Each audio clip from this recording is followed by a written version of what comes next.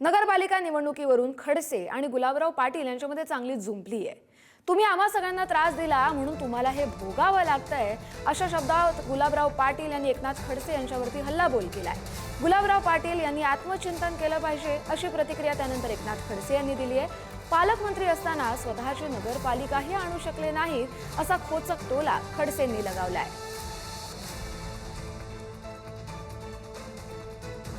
मुक्ताईनगर मध्ये कोणाची लढाई होती हो?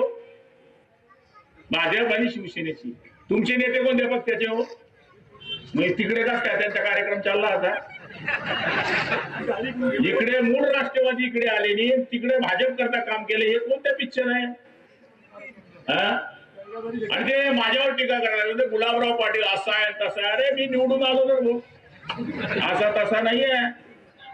तुम्ही आम्हाला त्रास दिला, तुम्ही आम्हाला जेलमध्ये टाकलं, तुम्ही चंद्रकांत पाटलांना त्रास दिला, तुम्ही सगळ्या लोकांना त्रास दिला म्हणून तुम्हाला हे भोगावं लागते। गुलाबराव पाटील जे बोलत आहेत, मला असं वाटतं गुलाबरावने आत्मचिंतन करावं। स्वतःची नगरपालिका पालकमंत्री असताना, इतके वर्ष मंत्री असताना स्वतःची नगरपालिका ते आणू शकले नाही, दुसरं बोलण्याचा काय अधिकार आहे?